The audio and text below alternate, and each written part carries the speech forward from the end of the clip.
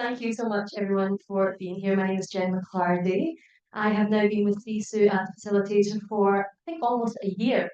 And my main role is to bring some of my lessons and expertise through working with women for the last 2 decades in so many different industries. So, theatre initially, and then health and fitness, beauty, schools, the care system. And what CSO allows me to do is bring all of that together and then help co-create some incredible workshops and share it with the most amazing women. So it's been a really fantastic time and I'm really honoured to be involved. So thank you for having me. This time it was really special. We had Kath, and Kath was, she was honestly unreal. Cal, I want to say thank you for how amazing you've actually been. She's completely changed my mindset around finance and women being in power when it comes to their money and their finance and some good debt and lots of other things that we went through. So without further ado, I'm going to pass you over to Cav. And I hope you take a lot away from these gorgeous speakers as well. And enjoy yourself. It's going to be fun. Here we go. Thank you, Jane. So my name is Cab and I work for Money Ready. We are a financial education charity. We offer workshops to children from the age of 4 up to adults to the age of 40. And our aim is basically to create a financially fluent population. We've just wrapped up a really exciting 6-week workshop series, which was in collaboration with the amazing SISU. And during that workshop series, we focused on a range of topics that kind of included your practical skills, such as bank accounts, managing bank accounts, but then also those sort of deeper discussions such as money and mental health. More than anything, we wanted to create a space that was open, it was comfortable, it was a nice, safe environment for the women where they could share their personal experiences if they wanted to, but they could also learn new things and go on that financial journey together. For me, it's been a really inspiring experience. I am going to be honest and say, I wouldn't say I'm the most financially savvy person. Luckily for me, Money Ready don't give financial advice. Legally, we can't do that. However, I am learning. I've only worked for Money Ready for 6 months. Prior to this, I was a primary school teacher, so very, very new for me. But I wanted to take this opportunity to just thank everybody who's here today, but also to thank SISU for their collaboration, and also to all the women who attended the workshop series.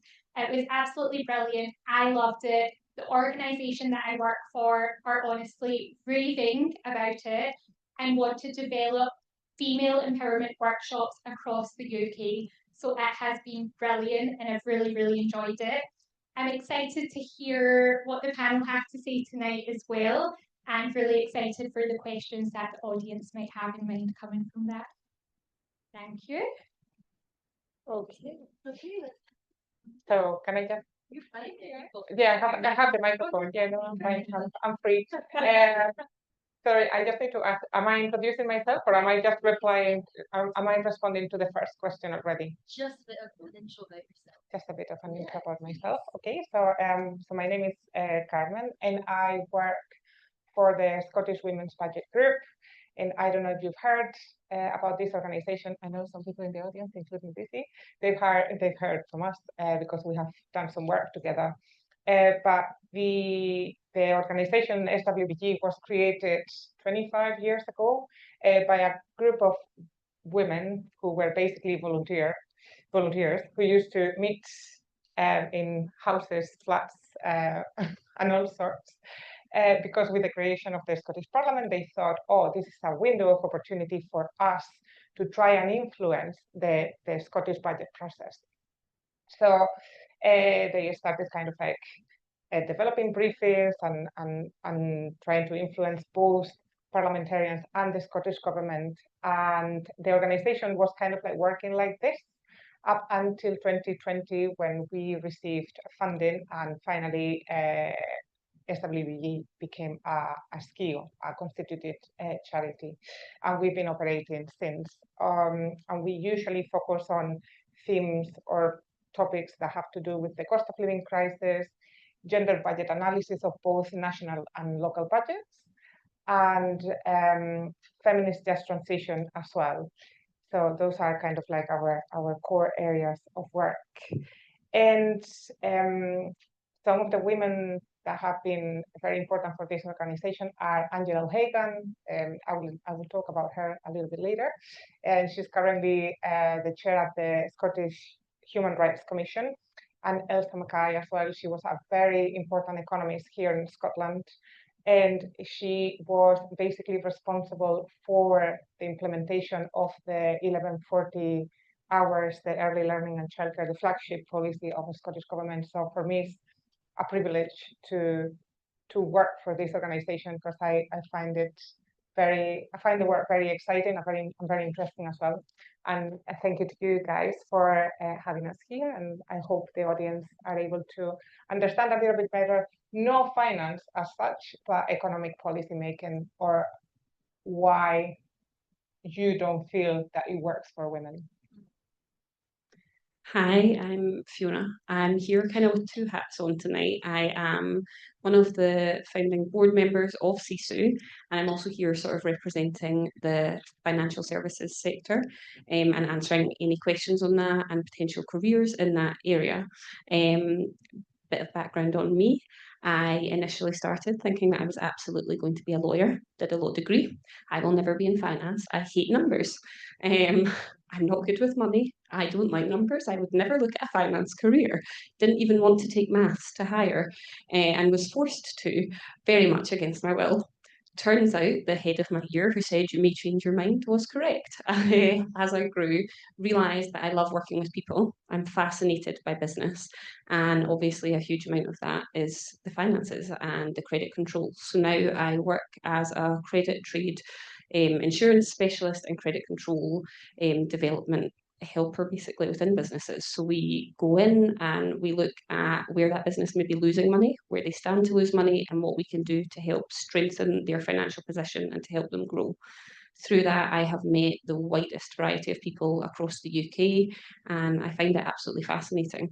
It's people from every walk of life, every background, and every sector, and you get to help them make their dreams come true, really, because at the key base of it, understanding your finances, both personally and in terms of your business, is freedom. It's freedom of choice, it's freedom of opportunity, and I absolutely love helping businesses grow by helping them with that. Hello, my name is Lizzie, and I am the training and engagement lead at Financially Included. We are a money advice project working in Glasgow, specifically working with women who have experienced gender-based violence, domestic abuse and economic abuse, financial abuse and things like that. So we have an advice service that deliver money and debt advice to women in the city, and my role within that is to train other frontline staff in financial abuse and economic abuse, and recognising those things and responding to them in their own work. And actually, before I did that work, I used to work for Money Ready as well. So it's really nice, it's really funny. I used to do training with them as well. So it's been nice to kind of catch up and hear about what's happening in that organisation as well. And I think maybe across, previous work and the work that I do now, I think that all of it is about talking to people about their understanding of, themselves, their understanding of their relationship with themselves, with their money and things like that, and opening up space to have conversations about things that maybe people aren't having conversations about. I know that, and you'll know this as well, Kav, when I worked with young people and we would talk about money, it would start with us talking about bank accounts, but it never ended that way necessarily, and it would actually kind of grow and be so much more than that, and their interactions and feelings towards their money. And now I think with Financially Included, I'm there to train money advisors in understanding financial abuse so that they can help clients. But actually, what happens is that they recognise a lot of maybe those things in their own experience, or the experience of those around them as well. And we always start sessions with, has anyone ever had any training about gender-based violence or economic abuse before? And everyone says no. So it's about having conversations about people's actual realities, but maybe for the first time, and talking about things out in the open for the first time. I think it's really interesting about all of the work maybe that we do. So yeah, thanks for having me. Exciting. Amazing. So we're going to start the panel questions now. So we are going to be asking 3 questions. All panel members can contribute to the questions. I won't ask specifically, so if you just take it in turns to contribute to the questions, that would be great. So the first question is to do with your personal journey in finance. Can you share a moment in your journey that shaped the way you think about money and opportunity today? And then what is the best advice and opportunities that you've received? So I'm just going to repeat that. I know it was a lot. Can you share a moment in your journey that shaped the way that you think about money and opportunity today? I can go first. I'm last starter, so I'll take it. I was thinking about this yesterday, and I was talking to some of the people I work with about it as well, and trying to remember like my first understanding of money, and like when I don't know what memories I have of coming to understand my own personal money. And the first thing that came to mind to me is sometimes you have these memories, really sort of mundane memories of being really small, but for some reason they really stick with you. And for me, it was, I remember being with my mom at a cash machine outside of the Asda in Wolverhampton, and her trying to withdraw cash for us to go and buy a food shop, and realizing that she was in an unarranged overdraft, that she didn't have any money, and that she got like a £35 charge for being in her unarranged overdraft. And she was really, really stressed, obviously, about this. And I was really small, and like things like an unarranged overdraft were way above my head, I think, at that point.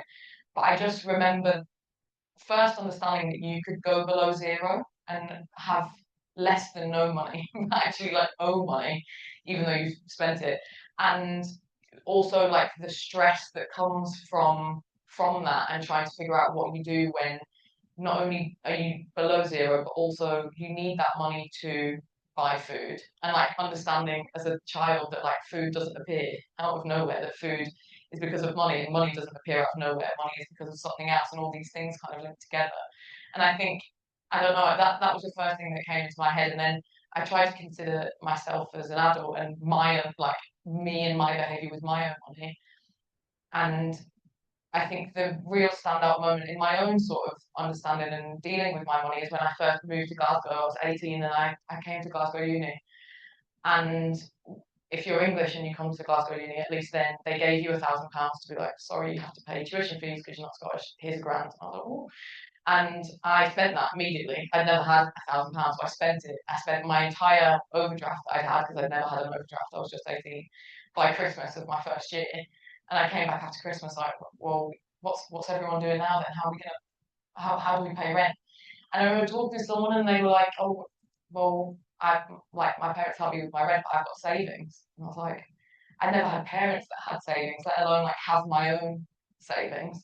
And I was like, oh, like hang on, not all of us are in this kind of chaotic like below zero constant state of being, where you're like, oh, I've got no money, but I'll find it from somewhere. Oh, there's charges on my overdraft, but that's fine. I'll just, when the next bit of money comes, I'll just pay it off. Like some people just have a bit of peace with that and just have like a base to move forward. And I'd spent all that time trying to catch up and do all the things that my peers were doing, but we weren't starting at the same place. We were starting at very different places.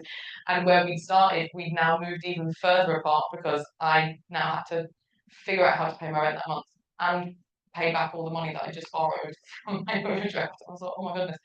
And it was just one of those real light bulb moments of understanding like how you behave with your own money and how other people behave, and what's normal for you and what's normal for other people, and those things really aren't the same. In terms of advice, I guess that there's no like formal advice in there. I've not heard like I've got no wisdom to impart, but I think it is sometimes about like having that experience of understanding what having no resource is, to then be like, okay, well, what do I do? And also, how do I try at least to make sure that I have that resource in the future, that like I'm not trying to go on nights out with my peers by going into debt. I'm going to try and have that money there first, and if I don't have that money, then I don't do it. Or what do I do? Or do I get into debt? Is that what, like, but having that understanding and sort of like back and forth with yourself, rather than just being like, this is it, this is how things go. I think it's quite interesting there that you talk about that sort of chaotic time, and the realization that not everybody actually lives in that. And for me, it was a point in my life that felt very much like that changed completely my perspective on money. When I joined my career in the financial sector, was probably very unlike a lot of my peers who were working their way up. I found myself as a single mother and was juggling long hours at work, working my way up, as well as suddenly nursery fees and nappies and food and everything that comes with having a child. And suddenly all of these extra costs were on me. And every time I walked around a supermarket, every single penny mattered. And I just thought one day, I just don't want to do this. I want the freedom to be able to walk into a supermarket, fill my basket or fill my trolley with whatever items we need without thinking, can I buy that this week? And I had that moment of looking at other parents at the nursery that were two-parent households that had managed to somehow be comfortable and see that they could just grab, 6 things from the express supermarket without worrying that it's more expensive if you buy it in there. And I thought, that's what I want. I want that freedom. And for me, that was a pivotal point where I just thought, I never want to have to worry about my kid, or well, my kid at the time, my now kids, having enough. And that was my changing point. And I do think, like you said again, it is sometimes just acknowledging the position you're in. That's probably the biggest advice I could give. It's not criticizing yourself. We are not taught these things. There is not enough education in this country. So if you aren't in a strong position, absolutely no criticism from anyone that I know of, actually. And the minute you open up about it, I guarantee you will find that 9 out of 10 people are either in the same position or have been. And people will open up when you are willing to open up. So absolutely acknowledge the position you're in, decide where you want to get to, and then look at the steps in between. That's probably the best advice I've ever had. And do reach out and be open about it. I just think in general, across the UK, we don't talk about money and our financial status enough. And certainly as women, we don't. We all try and be everything to everyone and go to every event and turn up and show up and spend money. And you don't need to. There's nobody who loves and cares for you that would want you to get in debt for them. So be more open. That would be my biggest piece of advice. Wow, the two of you. So before I explain my light bulb moment, I'm just gonna take a moment to reflect on what you guys have here, because I approach this as an outsider, and you telling that story for me is like how different the UK is from other countries, because the possibility of an overdraft doesn't exist in Spain, or it didn't, at least. So you're stuck at zero. I don't know what's worse, because you are very limited. But yeah, I didn't know that you could go into your overdraft. And something that really shocked me when like years ago, now I'm not shocked anymore. Don't know if that is good or bad, but anyway, is that you need to have credit history. It's good if you have credit history in this country. So if you want to apply for a mortgage and you have credit history and it's good, or depending on your rating, etc., then it's like you have more points to get a mortgage. So the system makes you go into debt. I thought that was to prove your worth. Yeah. I thought it was terrible. All I heard when I was in Spain, and I'm by no means, I don't come from like a privileged background at all, but it's like this very old-fashioned working class mentality of like work and save, or you need to save, for tomorrow. And suddenly here it's like, oh, it doesn't matter if you save all this money because you don't have any credit history. So, anyway, that's a personal anecdote. Let's like go into business. During the Q&A, you can ask me why I studied history, but why at some point in my years here in the UK, I ended up working in accounts. But I don't consent to that information being recorded or out there in a video. It's just for us, because it was quite funny. Anyway, so I mentioned earlier that I work for a women's charity and that we do stuff that has to do with economic policy making. So my light bulb moment came in 2018 when I was working in accounts, and I was listening while doing my work to Dr. Angela Hagan speaking on the Engender podcast. So that's a recommendation from me tonight. And the episode is called Why Gender Budgeting Matters. And I learned, it was then that I learned that applying a gender lens to government spending decisions, that government spending decisions have an impact, a different impact on women and men.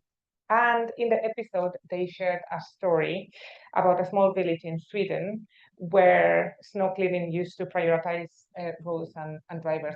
You've heard this story, some of you might. And after applying gender budgeting analysis, they changed this. So instead of prioritizing roads and drivers, they prioritized footpaths. And so that benefited children and women because they tend to be pedestrians. And another impact was that because they cleared the footpaths, fewer people were having accidents, and fewer people were ending up in hospitals. So that had hospitals or the health system could save money. So I thought, oh my gosh, what is this gender budget analysis? And that is so obvious. Why didn't I think about this before? So, yes, that was when I thought I need to learn more about this. But yeah, so gender budgeting and more broadly feminist economics goes beyond this story, and it's about thinking about care and caring and bringing care to the forefront and making it visible so that it can be valued. And that's what's so powerful about looking at the economy with this gender lens, that you can see whether or not your own experience as a woman is reflected in economic policy making or not, and why not.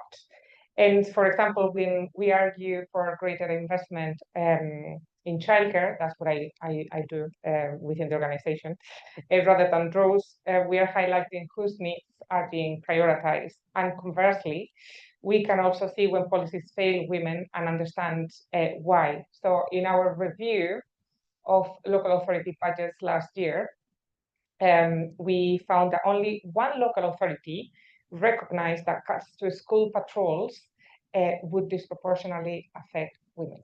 Only one local authority, yeah. And that matters because if we don't see this, if we don't recognize this, then we are not able to put other measures in place. And this all comes to one thing, and it's that budgets, regardless of what people say and politicians about fiscal policy, and you need to follow these rules, etc. Budgets are not gender neutral. So as I said, the spending decisions are going to have different impacts. And for example, we often hear that the majority of the Scottish budget goes to health. But if you speak to women, you likely hear stories of poor treatment or dismissal of symptoms, or doctors simply not believing them, or not enough money going into research for conditions such as endometriosis. So yeah, so that's why, that's what got me hooked, I suppose. So in terms of advice, obviously, what advice can I give in terms of gender budgeting?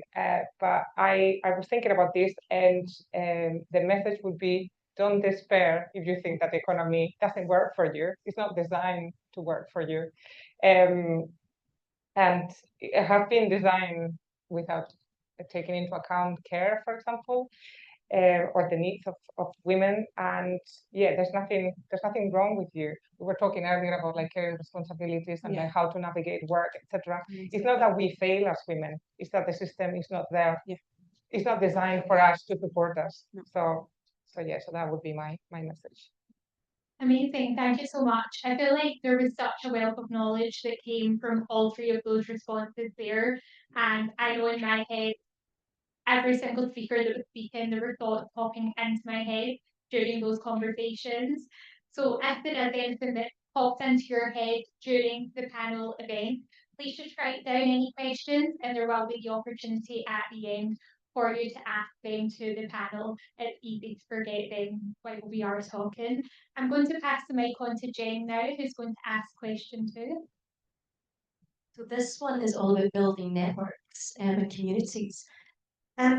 So which networks, mentors or communities have been most important in helping you grow? And how can young women today begin to build some of those kind of connections? I don't mind going first on this one. Networking is obviously a pretty big part of what I do. What I would say that in general, and I am going to just do a generalization here, women aren't necessarily the first to put ourselves forward and to say me. Back yourself. Certainly in finance, I'm still in a male-dominated industry. If you don't back yourself, no one else is going to. So absolutely put yourself forward. And in terms of networks, speak to other women. The best network that I have worked with to develop myself in terms of professionally and to develop my business was Business Women Scotland. And that was putting myself in a room with senior leaders that were female, that had fought their way there and who are now willing to share advice with younger women. We spent my first contact with them. I applied to be on a course and we spent 4 days in a room with senior management that were female, asking questions, trying different courses, and just developing ourselves and our skills. And I came out of that not only with the developed skills, but with people who were then willing to recommend me and put me in the rooms that I needed to be in. And that's invaluable. So put yourself forward for courses, put yourself forward for networking events. To this day, despite how much is now online, I don't think you can ever beat being face to face for networking. So take those opportunities. People buy people. So no matter what career you go into, what area you're trying to develop yourself in, sell yourself by meeting people, letting them meet you, letting them know you. A personal relationship will always carry through into your career. And for me, so many recommendations that have turned out to be great career wins have come from personal relationships and from building that behind the scenes. And that all then feeds into building a personal brand and people knowing who you are. That's now what I'd say sells most people in all careers. So absolutely, but definitely women, back yourself and shout loudly, because women don't do it enough. And I say this as someone who didn't do it for years. So do. Worked with a lot of women in the UK, obviously, and a lot of women over in the States. And it was incredible when we went round and, asked those people over webinars, whatever it might have been, or retreats, to speak about themselves. And you can see the women from the UK just like, oh my God, shrinking, like dying inside. And the American women were up on the floor, full performance. And I really started to question, why is that? I don't know if you remember saying, I remember it so clearly when I was wee. My grandparents used to say, girls should be seen and not heard. Just sit down and shut up. Yeah, And whereas the American women, when they were at school, they were like, well, you actually had people saying that to you. Yeah. Like they were encouraged to speak up, encouraged to talk about themselves.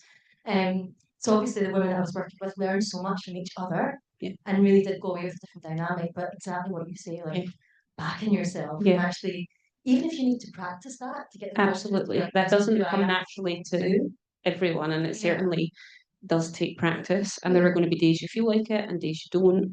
But back yourself, because I think in general, a lot of women will wait, and they'll wait for the day that they feel more qualified. They'll wait for the next qualification, they'll wait for the next promotion, and that's when they'll put their hat in the ring. That's when they'll speak up. That's when they'll do more. And I can promise you that in the time that you are not pushing yourself forward, somebody with less qualifications and less know-how, and probably who's less personable, will push themselves forward. And it's just because they're backing themselves. It's not because they are any more qualified for that role than you. Yeah. Do you mind? Yeah, no. I just completely agree, and don't listen to anybody. Take advice from the person that you want advice from, and that's it.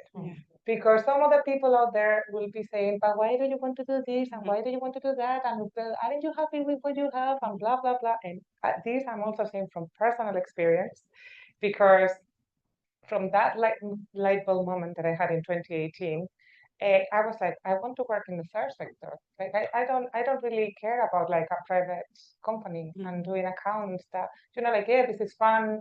Yes, I do learn. Yeah, it's interesting compared to what I was doing before, but like this is not for me. Like I studied history and I like social sciences and stuff, and like this is not for me. So but I had those doubts of like, oh my God, where am I going to get the money from? Oh my God, is my English enough? I think I need to wait another year. I'll practice more English. I'll do this. So at some point you just need to be like, make a decision. And once you make the decision, everything kind of like falls into place. Yes, absolutely. And you just carry on doing your thing. And then be stubborn. And why not be a little bit cheeky too. So the way I kind of like went into what I do at the moment, or like I wanted to do policy, so I started to read so from Angela O'Hagan published a book about gender budgeting, and she mentions this book in the podcast. So I bought it and I read it. And then when I finished the book, I contacted her on Twitter by private message and I sent her a picture of the book telling her that I had read it and da da da. I got in touch with the Scottish Women's Budget Group when they were still like a group of volunteers, and I offered, I wanted to get involved somehow. So I became a member, and I knew that in gender were very established. So I thought, oh, well, SWBG are not there yet, so they might need my help, maybe. So I remember when Sarah came into post as a coordinator, I had a chat with her, and she was like, would you like to do the monthly newsletter? And I was like, oh yeah, I'll do that. So I was responsible for doing for writing the newsletter for a couple of years from 2020 until 2022. Professional development, you mentioned it as well, is similar advice, to be fair. So I used to go to webinars organized by SWBG and gender, or, like whatever was there that was kind of like was falling within my area, or the area of expertise, or well, it wasn't an area of expertise, but my area of interest. I would just sign up and attend, and that was during the COVID years, and it was kind of like great because I had the flexibility. I was working from home, so I could like use the lunchtime to go to this webinar and da da da. So that's what I used to do. So networking in a weird way. I don't know if everyone could do that. Angela is very nice. Professional experience. So again, you can try to volunteer and find those opportunities. Professional development, webinars. I mean, there are things out there. And I also wrote a recommendation. The Young Women Movement in 2020 in the autumn, they produced a series of videos, and they are all in YouTube. And one of is called Scott Women Skills, and the webinar was, well, it's serious, employment gap business advice for freelancers. And I remember in that one about the advice for freelancers that Brianna Picado, I'm sure you know her or you've heard about her, she spoke about imposter syndrome, and she said, look, most people don't know what they are doing. But if you don't know what you're doing for 10 years, that turns into knowing something, right? I was like, oh, if everyone is making it up, I can too. So yeah, there you go. I think when I was thinking about this yesterday, I think when you were saying you studied history and like you've done law, and when I was at that point, I had no idea what I was interested in, or what I wanted to do. I'd like, my mom was a youth worker and did a lot of community work, and I'd go along with her sometimes and be like, this is really fun. My sister is 6 years older than me, and was like my introduction to like feminism and punk music. And I was like, this is great. And I liked to do drama in school, but I was like, what, as an adult, like what do you do with any of those things, and how do you take them anywhere? And I volunteered in loads of different places when I was at university and when I was working, and you name it, like in Glasgow, I did it because I was just like, there has to be things to do out there. I don't really know what I want to do, so I'm just going to find out what other people are doing. Be like, can I come and maybe give you a hand like when you're doing this?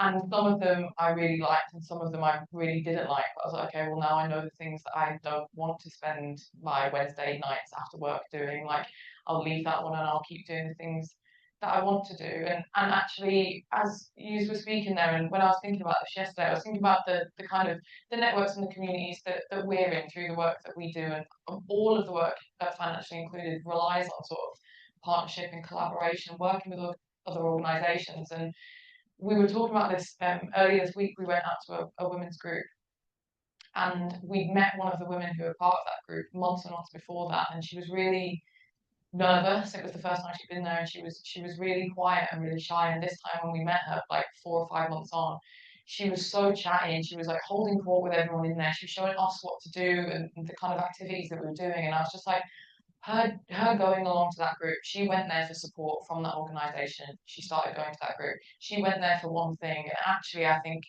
maybe without realizing, I don't know, has gained so much more than that, because she's now sitting in a room that she didn't want to walk through the door of. And that also made me think of something that happened at Money Ready, which was very, very similar. We used to do these groups with young people, and we had a young woman in there who I remember we needed to go and meet her at Central Station because she was really nervous about coming from Central Station to the location, which was opposite Central Station. But that journey for her was too much. She wanted to go and get a coffee and Greg's in the morning, but she was like, I can't speak to the person who's serving me. The anxiety of that is too much. And she'd come up to meet us before she actually came and did the course. And then she came and did the actual course. She turned up on the Monday. And I remember we went around the room and just sort of said our names so that everyone in the room knew each other. And you know when you're like watching it come to someone's turn as the person who's like facilitating it, and I could see us getting towards her, and I could see this like physical anxiety response. She was really, really stressed about needing to say this money. And so we just sort of like moved past her and like, we can come back to you. And we went and had a chat about it afterwards. And she was just like, I'm really sorry. Like, I want to be here, but that's just, I'm not there yet. I was like, okay. I kind of went home and I was like, we'll see if she comes back tomorrow. And she did. She came back on the Tuesday. She came back. She was there until the Friday. And by the Friday, we used to make these sort of like, if people wanted to make videos or these voice notes and things like that at the end of it anyway, we'd said that we were going to do that. She was like, I'd love to do that. I'd love to come and make a videos with you about the time that I've had here over 5 days. I'd love to do a voice note. And I was just like, in that space of time, like what you've shown up here because we need to talk about budgeting and we need to talk about bank accounts and all those things that come with sessions on financial education. But actually, probably, I don't really care if you go away not remembering any of that because you have come back every day and you will leave here like feeling a little bit more confident. And I think when we think about then going into webinars or networking, like we can't do those things if we don't first have like the confidence to be there. And I think that's the thing about having a community and having networks or having groups is like finding something that you think that you might enjoy or you might not enjoy or sounds interesting to you and just going and seeing what it's like. And maybe you'll love it, and maybe you'll leave there and be like, I'm going to go back. And maybe you'll leave there and be like, that was horrible. I never want to do that again. But that both of those outcomes are all right. You still went and like still did that. And when you have the confidence to then speak to someone, you can, like you say, people by people, you can get to know people and ask them what they do and see other people's versions of the world and other people's kind of paths that they've taken and understand what is possible for you, and then go and seek the things that you want to do and that you like doing. I think is the power and the reason that we have networks and the reason that we show up to all these events and like that those groups exist, and yeah, that any of this is here is because people do that. So yeah. Thank you so much. That was brilliant. Thank you. We've got one last question from Pav, and then it's you guys. So get scribbling down your questions before I come and put a microphone in your face. Right, 2 seconds. Here we go. Thank you. So one last question, and it is about opportunities for the next generation. Where do you see the biggest opportunities right now for young women to grow and thrive? Do you want me to go first? Yeah, you go. Well, we're hiring, so so so we're looking for a communications and events officer. So that's out there. I was thinking about this question yesterday, and unfortunately, I do not have the answer because it's a very tricky time. And it's a tricky time due to the impact of artificial intelligence. I'm very sorry to like end up in this like kind of like changing markets, and yeah, redundancies are happening in the private sector, etc., and like universities as well. It's kind of like I think we are going through a period of like change. But my advice is go with your guts and don't be afraid. So I survived the financial crisis in 2008. I graduated 2 years after that, and it was really difficult. And again, I dilly-dallied. I was thinking of going to the UK to learn English because I didn't speak English, by the way. And again, oh, I'm gonna save more. Oh, well, I'm busy doing this. I now regret that I didn't leave my country earlier because the amount of stuff that I've learned by leaving and living in another country is just, it's been such an amazing experience for me. And yeah, like I think I grew up in this country really. So I thought a lot about like whether or not I should do a master's here in Scotland because of different reasons. And my partner was like, "Really, you want to go back to uni?" I did it. Again, I regret that I didn't do it earlier. I wanted to try and work for the European Union, and I did. I did get an internship after I finished my master. So I got married, and 3 weeks later, I went to Brussels, and I was there for 9 months. And sometimes the world is just messy and it's crazy.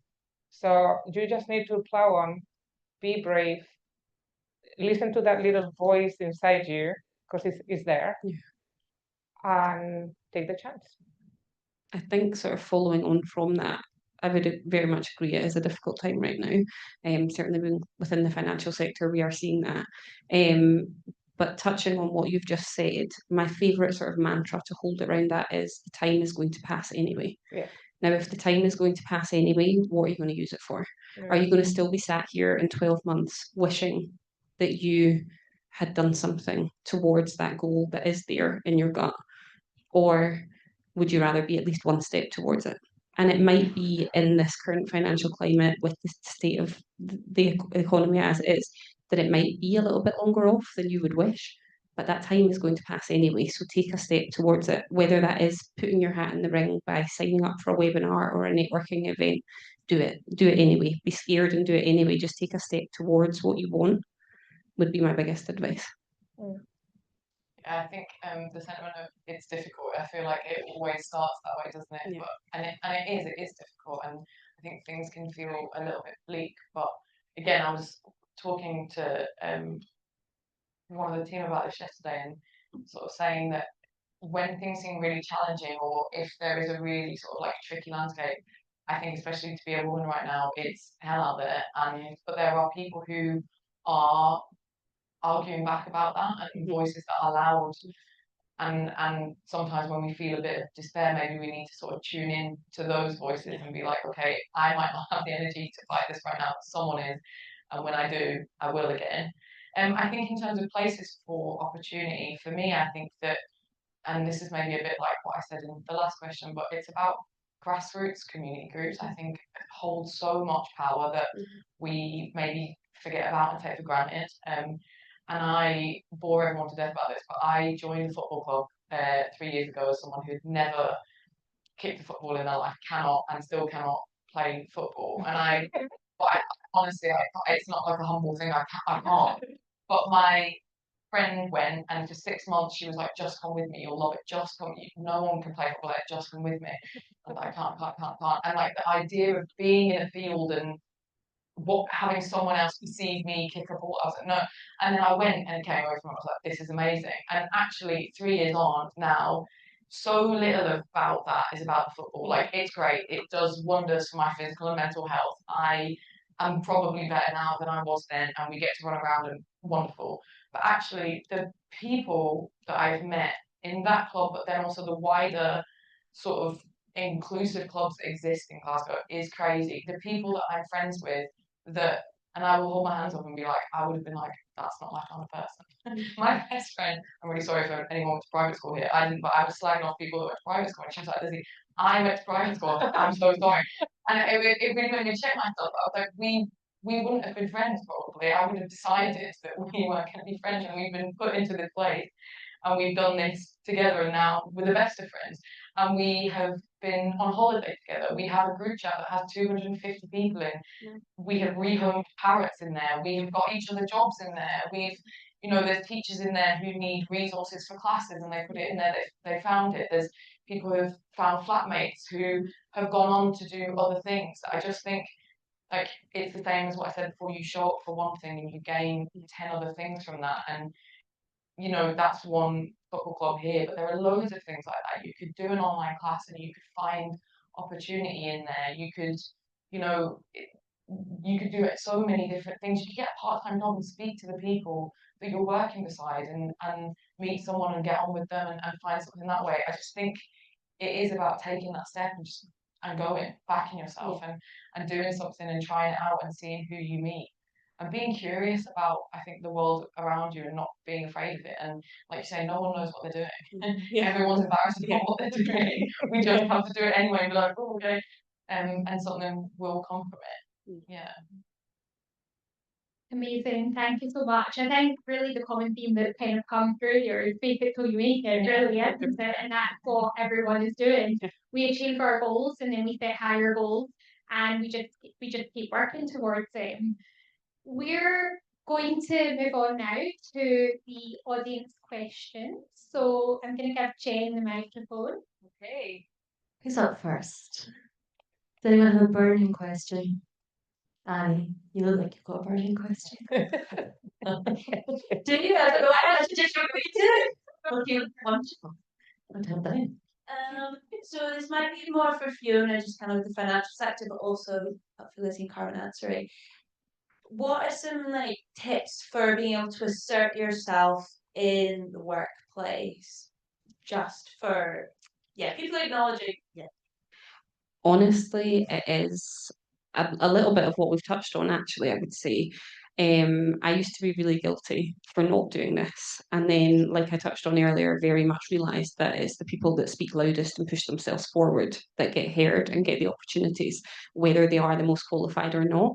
So my basic tip would be back yourself, and make sure that you gain support from others around you and respect from others around you. I don't know if it's specifically in the UK, Carmen, maybe you would have input on this, but we can be a wee bit too humble in not acknowledging the work that we've put into a project, not acknowledging maybe ownership of something that we have completed.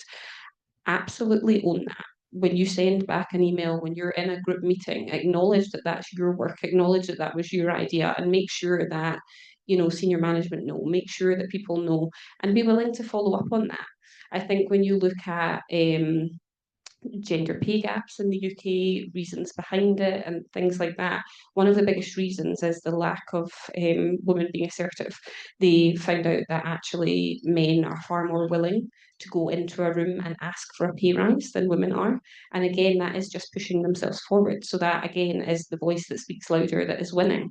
So as hard as it may be, push yourself forward. And it might be that you start that really, really small. It might be just asking a question in a large group meeting. It might be that you just tell someone in your team that you're really proud of something that you've completed on a project. Like it could be something really minuscule, but just begin to back yourself and build on it and gain momentum from it and ask for support from those around you if you are wanting to take a step up the career ladder. And 9 times out of 10, you'll find that you do get that support. So we have a question that's come through on the Mentimeter, and it is, has there been a time in your life when you haven't felt financially confident and secure? And what did you do to change those circumstances? Jesus, I can't speak like that. So maybe. I suppose I sort of touched on this earlier. There definitely has been a point in my life when I didn't feel financially secure, and that was as a single mum when I'd had my first child, and I was still very, very early on in my career. I feel like it's a huge answer as to what did you do to change this. First one, as we touched on earlier, is really acknowledge it and acknowledge that it isn't an even playing field, that not everybody starts in the same position. I think at that point I was very guilty of comparison, comparing myself to friends who were also kind of on the up in their career but didn't have a child, so didn't have those outgoings, and also comparing myself equally to two-parent households when I was doing the pick-up at nursery and things like that, and desperately striving to be able to give and achieve all the things that these other people were. But it wasn't an even playing field. So acknowledge that would be my first one. And then for me, it was really small steps. It was just trying to learn to be financially more savvy, realizing for me personally how much we weren't taught, potentially some habits that I had picked up. You touched on this slightly. All our financial decisions, certainly as young adults, are really based on what we've known in childhood. So a lot of your spending habits are going to be down to how your parents were with money. And I had sort of two extremes, a mum who was more sensible with money and a dad who the minute he got paid spent it. So I had definitely seen extremes of that, and trying to see the extremes of balancing that in a couple and in a family home definitely had an impact as I grew up on finances, and I think in my young adult life had impacted how I spent. When I had money, I was definitely guilty of just spending it because I did want to keep up with everyone round about me. So for me, a huge part in the step to changing that was acknowledging that that's where I was at, why that's where I was at, and breaking down what was a necessity, as in basic budgeting and my bills, my food, my heating, versus what are nice to haves. And realizing that those nice to haves actually feel a lot nicer to have when you're not going into debt to have them. And that was a massive change for me, because the worry that comes with debt for me personally is not worth it. I think it's a hard question, because I think I'm like, one, I don't know what feeling financially secure necessarily feels like or looks like, and I don't know that I do feel financially secure. But I think it's hard to say what financially secure looks like. I think because we're in a very turbulent financial housing landscape. I'm someone who does not own my home. I am in a private rented flat, and there is this constant feeling of that being removed from underneath you by your landlord. So, what financially secure to me would look like is having enough money to be able to pay my bills and pay my rent and have some for emergencies. What is an emergency when it could be that you have a month to find a new place to live, and you have to pay a deposit that is 2 months worth of rent and your rent and then the normal things to exist. So the idea, I think financial security isn't just financial security, it's actually also job security, it's housing security, it's health security, it's all those different things, because they all rely on each other so much. I rely on my health to be financially secure, and I rely on stable accommodation to go to work, to do all of those things. So I think again, it's about acknowledging that and understanding how those things work together, and trying to have a pot there for when you need it, and also thinking about what happens when things get pulled from underneath you. And things have been pulled from underneath me before, and I am lucky in that I have a lot of great friends and family that have been there to sort of catch you in those moments, I think, which is really important. But I think it's about, yeah, trying to hold money that you can use, and then thinking of what is my resource that isn't money? Who are my support network? What are the things that can stabilize my housing? And for me at the minute, I realise, and I've gone through a very turbulent stage being in private sector renting, is that I need to not be in private sector renting. I need to be in something that is more stable. So what are the alternatives? Seek them out and try and build that security that way, and do things differently to the way you've been doing them before, is for me, yeah. Yeah, I think that's a really interesting answer that Lizzie's just given, because actually during our workshop series with SISU, one of the questions that came up was, what does being financially secure mean to you? What does being financially confident mean to you? And when we went around the room, actually, it was different for every single person, because we all have different definitions of that. And our lived experiences are all different as well. So I think it's just kind of thinking about, well, actually, financial security and financial confidence isn't a destination. It's more of us building that knowledge and getting that knowledge that maybe we weren't exposed to for certain reasons, whether that be because you're from a different country or a different place or a different background or a different gender. And it's thinking about, okay, maybe we didn't receive that knowledge earlier in our lives, but where can we receive that knowledge now? And just like we spoke about earlier as well, it's taking that opportunity for networking and building communities with like-minded people who will support each other as well. I love when you say there, sorry, just that it's not necessarily a destination. One thing I think to kind of remember with financial security and confidence is that it's kind of evolving. It's one of those things that you look at other people and you think, oh God, she's really got her, shit together. She probably doesn't, for one. And it's always changing. The goal that you have right now, at whatever age and stage you may be, thinking this is what will make me feel financially secure, will not be your goal when in 5 years' time. and that will not be what makes you feel financially secure in that period of time. So it constantly changes and evolves. And sometimes that's stopping and realizing that actually it's maybe a privilege to have the pressures that you have now, and everything that you wished for 5 years ago you now have. But equally, it's just acknowledging that you might never have a light bulb moment where you suddenly go, oh my God, I feel super safe and money's never a worry. It's not about that. It's just about arming yourself with the tools and with the education and with the network of knowing how to manage your money, rather than necessarily hitting one day when you go, oh God, suddenly I feel everything's fine. I think something, just sorry, I was thinking with my financially included head on as well, that I thought as you were speaking there, Cal, is it's also about protecting it when you have it, and thinking about how to, like, if you have a bank account that has your money in, or if you have a tenancy, like that is yours and that is protected, and you know, keeping, I don't know, keeping hold of those things. And we share our lives in a multitude of ways, whether that is with flatmates or whether that is in a relationship or different things like that. But keeping your reserves yours, and making sure that they are always yours, and fine, it's okay to have some shared money, but you also have your own money. Or it's okay to have, you know, shared resources, but you also have yourself, because if there is an emergency, if it is a relationship that isn't nice, whatever it may be, you need to back yourself. You said that Absolutely. earlier, back yourself, because And no one else is going to. You have to Yeah. have your own things there. I would say massively for me, if you ask me something that I personally relate with financial security, it's financial independence. And to me, that will always be me, just me, not me and my partner, who I've been with for years, have another kid with, have a home with. It's just me. And to be with me, he's had to respect that, because I've been on my own with a child. I know it's hard. I've been left with nothing in that scenario and built myself back up. And I know how that feels. So to me, financial security massively is what you've just touched on there. It's financial independence.